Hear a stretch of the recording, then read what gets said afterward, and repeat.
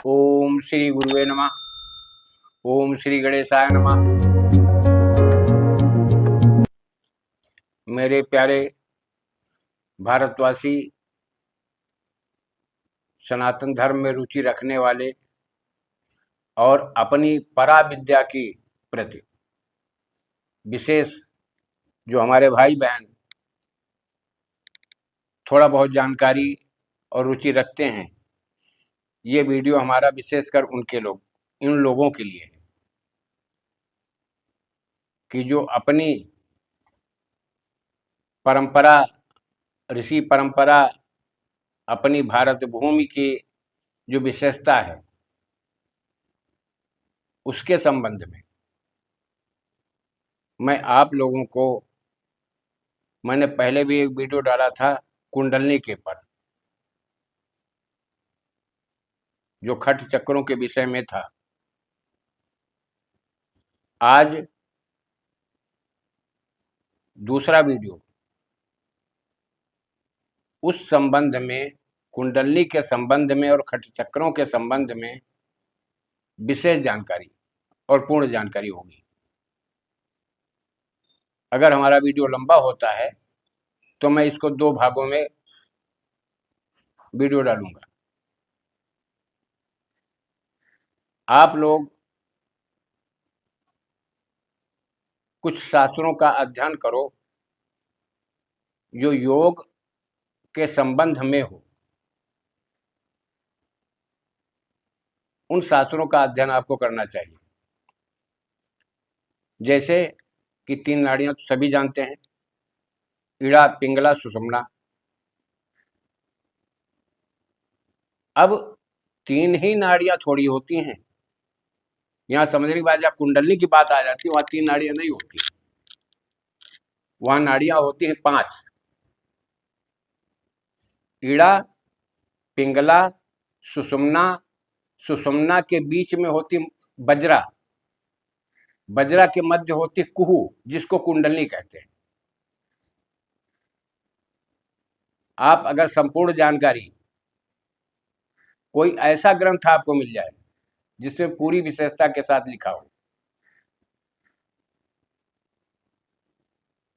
अब इड़ा और पिंगला, सुषुम्ना की भूमिका क्या है कुंडलनी में, इसको भी समझ लीजिए।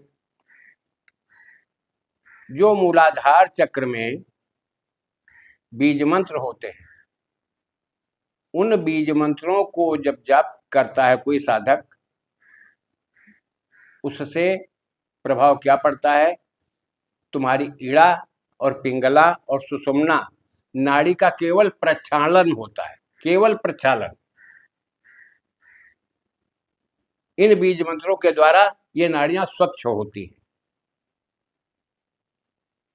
लेकिन प्यारे बंधु, आप लोगों से करबद्ध प्रार्थना है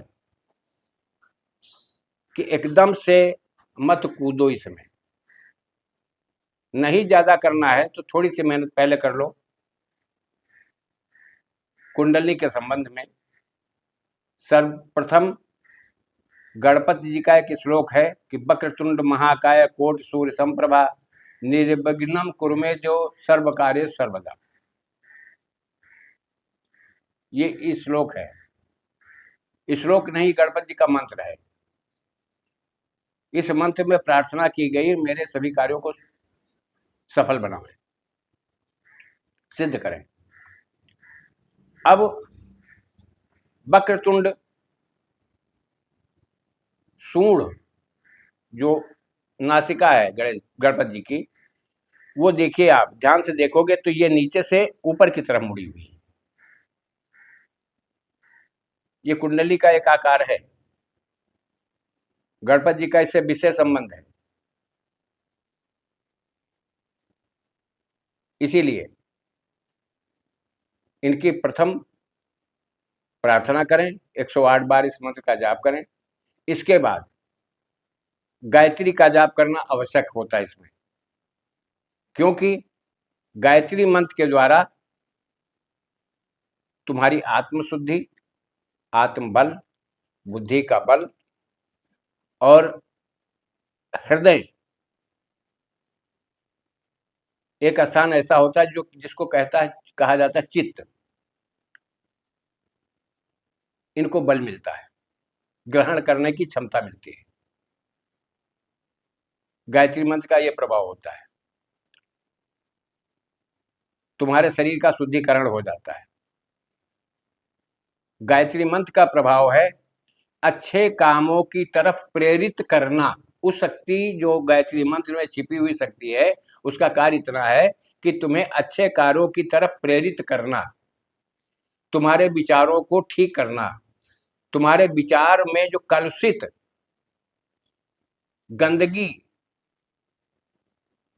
का जो लेप है उसको धुल करके स्वच्छ कर देना। गायत्री मंत्र का यह प्रभाव पड़ता है।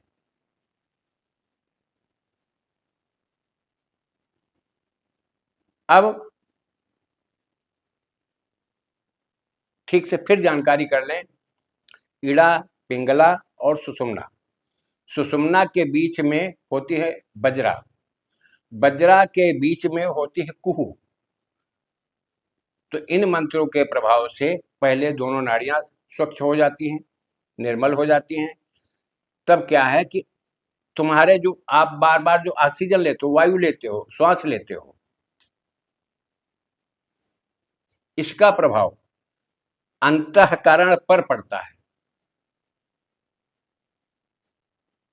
इसी के द्वारा तुम्हारी बॉडी एनर्जी को खींचती है। बीच में मध्यम में बात आती है सुषुम्ना की। सुषुम्ना सुषुप्त कभी नहीं रहती, वो भी जागृत रहती है। लेकिन इसमें तीनों नाड़ियों की एक प्रकार से शरीर में ड्यूटी रहती है। कभी इंगला जगेगी, कभी पिंगला जगेगी, इड़ा जगेगी, पिंगला जगेगी, बाद में सुषुम्ना जागृत हो जाएगी। सुषुम्ना जागृत जब होती है उस समय किसी भी व्यक्ति को घर से नहीं निकलना चाहिए, उतने समय पैर बाहर नहीं निकलना चाहिए, क्योंकि वो समय संबंध जो है सीधा प्रकृति से रखती है। सुषुम्ना नाड़ी सीधा प्रकृति से संबंध रखती है। और जब सुषुम्ना नाड़ी तुम्हारे शरीर का एक अंग है तो तुम भी प्रकृति के सानिध्य में आ गए, और प्रकृति के सानिध्य में आ गए तो विवेक तुम्हारा फिर नहीं काम करेगा, नाड़ी अपना प्रभाव दिखाएगी। अब सुषुम्ना जब स्वच्छ होगी तब तुम्हारी बज्रा जागृत होगी, और बज्रा जागृत होने के बाद में तो सुषुप्त पड़ी वो कुंडलनी जो है, कुहू नाम की नाड़ी जो है, ये तुम्हारे अंतड़ियों में नहीं है, ये तुम्हारे पेट में नहीं है, ये तुम्हारे मेरुदंड में है।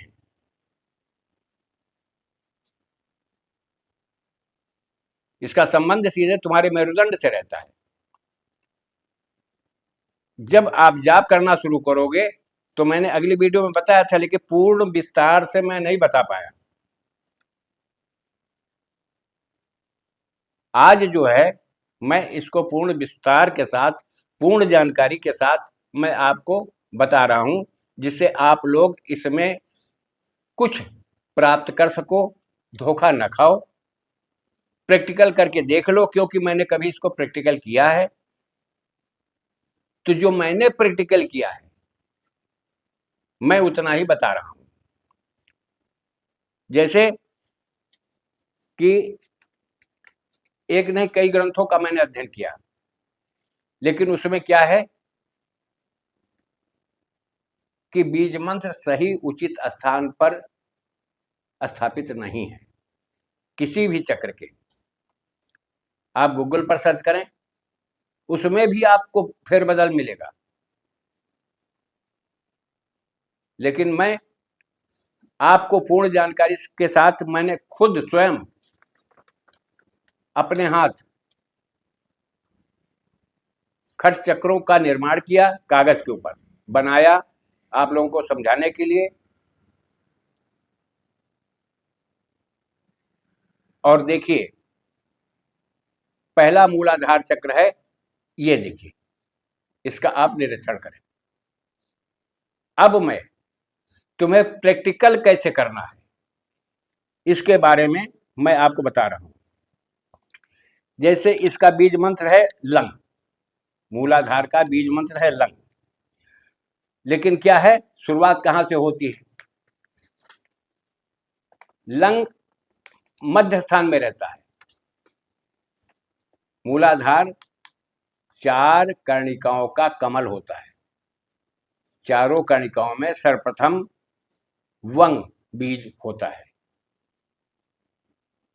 दूसरा संग बीज होता है, तीसरा खंग बीज होता है, चौथा संग बीज होता है। ये सीटी वाला सा है,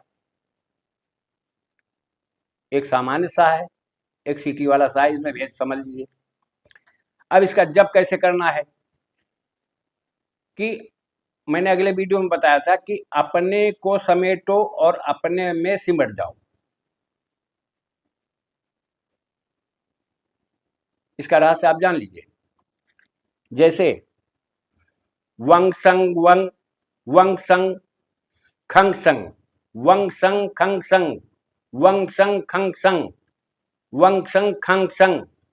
इस मंत्रों का, चारों बीज मंत्रों का जाप करके देखिए। इसके 2 प्रकार होते हैं, वंग संग खंग संग लंग, वंग संग खंग संग लंग, वंग संग खंग संग लंग, वंग संग खंग संग लंग। जब यह क्रम तुम्हारा चलेगा तो जो कर्णिकाओं में बीज मंत्र अंकित हैं वो लंग तुम्हारा बीज मंत्र है मध्य का। सारी चारों पंखड़ियों में जो बीज मंत्र हैं उनकी एनर्जी खींच करके, क्योंकि पहले वहां से उच्चारण करते हो, तो लंग जो है खींचता है। जैसे शरीर के ऊपर आप इसको ले लीजिए। आप दीर्घ शंका के लिए गए, लेट्रिन करने के बाद में आप अपने गुदा चक्र को संकुचित कर लेते हो, काम खत्म हो गया। लंग का वही स्वभाव है कि सारी एनर्जी को खींच लेना। अब ये एनर्जी जाएगी कहां? क्योंकि मध्य से ही ये एनर्जी, तुम्हारा पावर यहां से कुंडलनी में हरकत शुरू हो जाएगी। फिर दोहरा रहा हूं इसी बात को, वंग संग खंग संग, वंग संग खंग संग लंग, वंग संग खंग संग लंग, वंग संग खंग संग लंग। लेकिन अब देखिए यहां पर समझना, यहां पर माला की बहुत बड़ी भूमिका होती है। जैसे लोग ऐसे हाथ में लिए माला, अब इतनी दूर किए जाप कर रहे हैं, या पैर के ऊपर रख करके जाप कर रहे हैं, या अलग हटा करके जाप कर रहे हैं, गोमुखी के अंदर डाल करके जाप कर रहे हैं। गोमुखी के अंदर डाल करके ही जाप किया जाता है। लेकिन भाई मेरे, इस बात को याद रखना, माला का एक सिद्धांत होता है, इसीलिए किसी को जल्दी कामयाबी नहीं मिलती किसी भी मंत्र साधना में। याद रखना मेरी बात को। इसका स्वरूप ये होता है कि आप, ये सुमेर हुआ, ये सुमेर है, अब यहां से जपे और माला को यहां पर रखो, अपने ओठों के बिल्कुल नजदीक।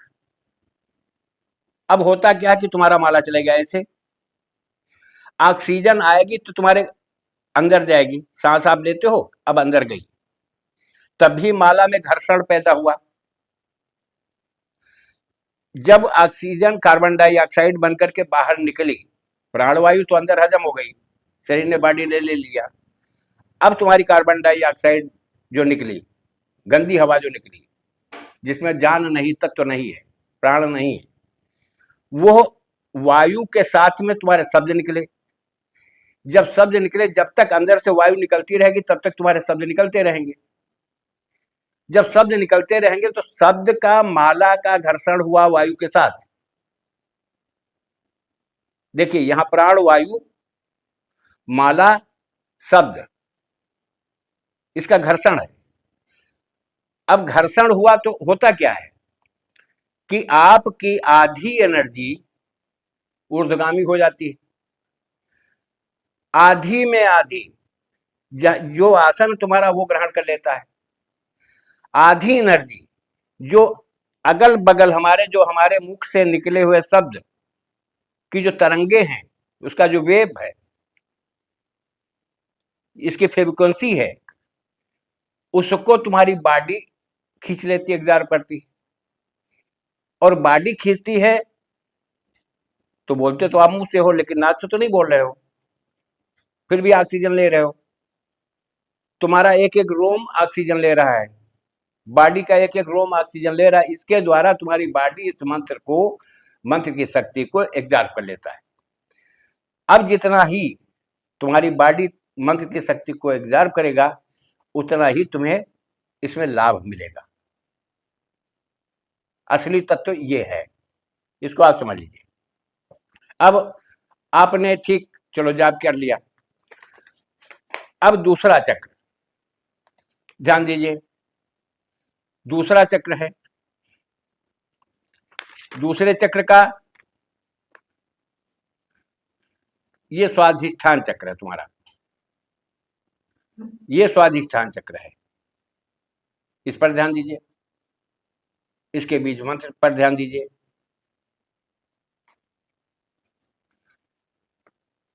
इसका बीज मंत्र वंग है। ये तुम्हारी लघु संका की इंद्री के ठीक पीछे होता है। ये जल तत्व है।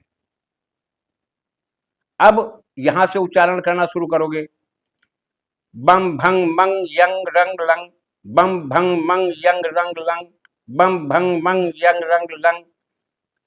अब बीच में आता है वंग, तो इसका जाप कैसे होगा? बम भंग मंग यंग रंग लंग वंग। वंग पर स्थिर होकर के फिर से शुरुआत करो, बंग भंग मंग यंग रंग लंग वंग, बंग भंग मंग यंग रंग लंग वंग, बंग भंग मंग यंग रंग लंग वंग। तो जो आप कर्णिकाओं के बीज मंत्रों की शक्ति खींचते हो, ये आकर के वंग में स्थित हो जाती है। और अब उसको निकलना चाहिए, ठहर तो नहीं सकती। तो ये कहाँ स्थान बनाएगी अपना? ये ऊपर को भगेगी, और जब ऊपर को भगेगी तो तुम्हारी नाभि चक्र, जिसको नाभि भी कहते हो, और इसको मणिपूरक चक्र कहा जाता है। लेकिन फिर आप समझ लीजिए, जैसे आरोह और अवरोह का क्रम मैंने बताया था, ये ऐसे नहीं होता है। आरोह और अवरोह का क्रम तो ज्यादा से ज्यादा आप एक दिन में 2 चक्रों पर ही विशेष ध्यान दें। एकदम से जब तक तुम्हारा ज्ञान इसमें, तुम्हारा अभ्यास इसमें परिपूर्ण न हो जाए, बोलने की क्षमता ना आ जाए, बोलने का अभ्यास न पड़ जाए, बीज मंत्रों के उच्चारण का अभ्यास न पड़ जाए, भाई मेरे, तब तक बहुत सावधानी से करो इसको। अब ये अवरोह क्रम है, नीचे से ऊपर जाना। अब देखिए, आप यहां पर नहीं रुक सकते। अब तीसरे चक्र में जब वंग जल तत्व की शक्ति तुम्हारे अग्नि तत्व में समाहित हो जाए, तो क्या होगा? मणिपूरक चक्र में जाते ही लघु शंका की तुम्हें दिक्कत हो सकती है, क्योंकि आप इतने पर रोक देंगे। अज्ञान है, अज्ञानता बस, आपको जानकारी नहीं है घट चक्रों की। अगर इस जगह पर रोक दोगे तो क्या हुआ कि जल तत्व जब अग्नि तत्व में विलय हो जाएगा, तो विलय होने के बाद में तुम्हारे अंदर जठराग्नि तेज तीव्र हो जाएगी, और जठराग्नि तीव्र हो जाने के बाद में तुम्हें प्यास भी अधिक लगेगी, और तुम्हारे शरीर की पानी की क्षमता कम हो जाएगी। अब मणिपूरक चक्र ये शुरू होता है डंग से, डंग ढंग रंग तंग थंग दंग धंग, डंग ढंग रंग तंग थंग दंग धंग। इस क्रम को आप बार बार दोहराना पड़ेगा, लेकिन बीच में आता है रंग, तो लास्ट में रंग का भी उच्चारण करना पड़ता है, क्योंकि नीचे की शक्ति जो है, वंग की शक्ति, जल तत्व की शक्ति, तुम्हारे रंग अग्नि बीज है, यहां आकर के समाहित हो जाएगी। फिर आप इसको समझ लीजिए, डंग ढंग रंग तंग थंग दंग धंग रंग। अब देखिए, यहां पर आकर के जब आप ठहरोगे तो यहां से वापस हो जाओ, आगे एकदम से न बढ़ो। क्योंकि 108 बार नीचे वाले चक्र का जाप करना पड़ेगा, 108 बार ऊपर वाले चक्र का जाप करना पड़ेगा, 108 बार ये मणिपूरक का जाप करना पड़ेगा। अब इसमें विलोम क्रम शुरू होता है। आप यहां पर न रुके, मूलाधार से शुरू हुए थे, घर से निकले हो, घूमाओ, कहीं भी घुमाओ, लेकिन लौट के घर ही आना है। भटक जाओगे तो दिक्कत खड़ी होगी। अब इसका जाप का सिस्टम समझ लीजिए। यहां से विलोम क्रम शुरू करिए आप। डंग धंग दंग थंग तंग रंग ढंग, फिर रंग। अब इस तरह चलिए, डंग धंग दंग थंग तंग रंग ढंग रंग। 108 बार इस तरह से आप उल्टा क्रम से चलिए। अभी तक सीधे क्रम से चले हो, अब उल्टा क्रम पे आ जाओ, विलोम क्रम पे। जब विलोम क्रम में आते हो तो यह शक्ति फिर, रंग की शक्ति जो है स्थिर हो जाएगी अपनी जगह, और तुम्हारे जल तत्व की जो शक्ति है वो नीचे फिर खिसक जाएगी। अब आइए दूसरे चक्र पर, फिर स्वाधिष्ठान में। अब यहां का भी जब बंग लंग रंग यंग मंग भंग, बंग लंग रंग यंग मंग भंग वंग, बंग लंग रंग यंग मंग भंग वंग। ये इस तरह से चलता रहेगा। अब ये शक्ति तुम्हारी ऊपर से न्यूट्रल होते हुए यथा स्थिर स्थान में चक्रों में स्थापित होते हुए ये नीचे को चल रही है। फिर लास्ट में आ जाइए मूलाधार चक्र पर। वंग संग खंग संग लंग, वंग संग खंग संग लंग, वंग संग खंग संग लंग, वंग संग खंग संग लंग। अब आपको कोई दिक्कत नहीं, अब आपको किसी प्रकार की कोई दिक्कत नहीं।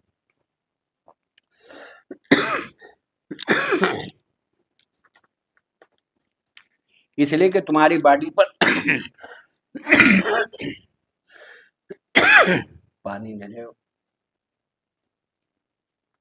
अब तुम्हारे शरीर पर, तुम्हारी बॉडी पर किसी प्रकार का गलत प्रभाव नहीं पड़ेगा। इसी तरह से हम अगली वीडियो में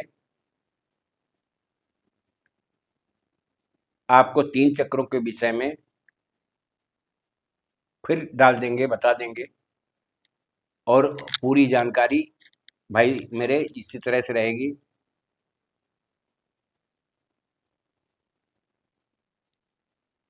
यूट्यूब चैनल अपने विचार के माध्यम से मैं अशोक कुमार मिश्रा आप सब लोगों को प्रणाम करते हुए इस कुंडलनी योग के बारे में खट चक्रों की पूर्ण जानकारी मैं दे रहा हूं। आप उचित अपनी सनातन विधाओं को जानने वाले किसी गुरु परंपरा से जुड़े हुए व्यक्ति से जो इसमें ज्ञान रखता हो, आप उससे ये ज्ञान लेंगे, वो आपको बताएगा। अगर न समझ में आवे तो जो मैंने तरीका बताया है मेरे वीडियो से एक कागज पर नोट कर लो, इसका अभ्यास करो। इससे तुम्हें लाभ क्या होगा? तुम्हारे जीवन में आज मैं 3 ही चक्रों के बारे में बोला, इसका प्रभाव 3 ही चक्रों में, जैसे आप डेली प्रयास करोगे तो जाना तो पड़ेगा तुम्हें 6 चक्रों तक। आगे चक्र है यहाँ तक जाना पड़ेगा। इसके बाद विलोम क्रम से फिर तुम्हें वापस आना पड़ेगा। जहां से चले हो आओगे वही लौट करके। अगर बीच में आप रुक रहे हो तो तुम्हारे शरीर को भाई साहब मेरे दिक्कत होगी। मेरे भाई और बहनों, गुरुजनों, सबसे मेरी हाथ जोड़ करके प्रार्थना है कि इसकी पूर्ण जानकारी पूरी तरह से खट चक्रों के बारे में, इसी के द्वारा कुंडली तुम्हारी जागृत होगी। आप इधर उधर छोटी मोटी जानकारी, झूठी जानकारियों के चक्कर में न पड़े। ये आसान नहीं होता है, ये योग है। दूसरी चीज, ये अपनी पराविद्या है। इसके जागृत हो जाने के बाद में होता क्या है, तुम्हारे जीवन में स्थिरता आ जाएगी, शरीर निरोग रहेगा,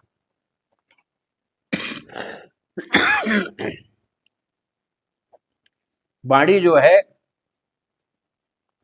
वाणी में सरलता, सरसता, कोमलता, और वाणी में ओज, शब्दों में प्राण, ये पैदा हो जाएगा।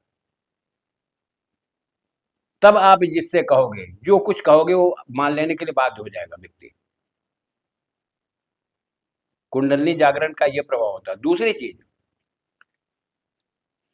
जब जीवन में स्थिरता आने लगेगी, आप, मैं क्यों बार बार एक बात को दोहरा रहा हूं कि आप जहां से शुरू किए हो वहीं से लौट करके फिर आना है।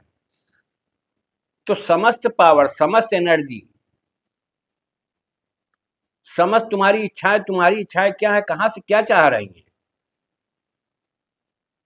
उनको ले करके तुम्हारे पास आकर के समेट के तुम्हारी गोद में डाल देंगी। इसका यह प्रभाव पड़ता है।